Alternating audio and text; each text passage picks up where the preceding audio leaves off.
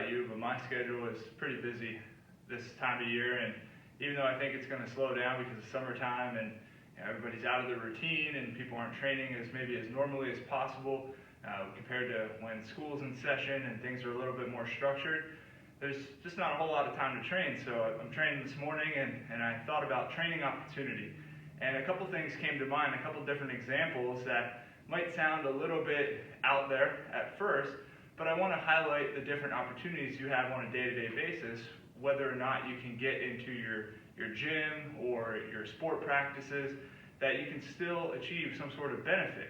So when I'm looking at training opportunity, one thing I noticed, and this goes back to grad school, starting with this experience, I noticed when I was in DC for school, I walked everywhere. I didn't have a car, so I walked to school. It's about a mile to school. I walked about a mile to a studio I used to train out of, and I started noticing a trend.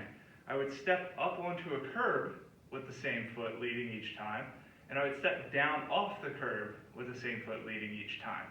And I started just thinking one day on a walk, I was like, wow, I actually noticed that, in my case, my right leg was the leg I was stepping up on. It was a lot stronger when I would complete step-ups in the gym, or I would try to do a single leg bound off of a right leg. And so I wondered if I could kind of rewire myself or take a little focus and step up with my left leg for a month or so, what would happen? So what I did is I measured my single leg bound with my right leg for distance, and then I measured my left leg. I measured my single leg strength on my right leg with a step up, and then measured single leg on the left leg. And although I could do the same weight on the step up, it definitely felt more stable on the right compared to the left. As for the bound, I had about a 3-inch difference between my right and my left leg. And then for the next month, every time I approached a curb, or as much as I could consciously be aware of it, I would change my step pattern and make sure I stepped up with my left leg.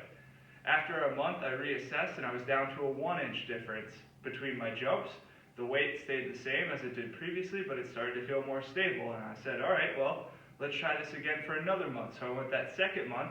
By the end of that second month, my jump distance was exactly the same, and the weight felt a lot more similar from side to side.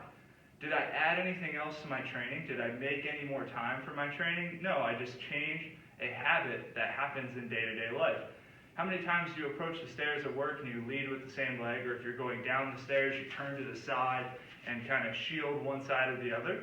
This is a training opportunity. It sounds crazy, but it's right there in front of you as something you can add without adding more time, more schedule to your day. You're not blocking out a specific thing. And then if I look back at high school basketball, I had a coach who made us start brushing our teeth with our left hand and eating our cereal with our left hand every day. Now this sounds kind of stupid, kind of out there again, but his thought was you always do it with your right hand if you're right hand dominant, and if we wanted to be able to dribble the basketball a little bit better with our left hand, there's something we could easily do to help us with that hand-eye coordination, with our coordination on our left side.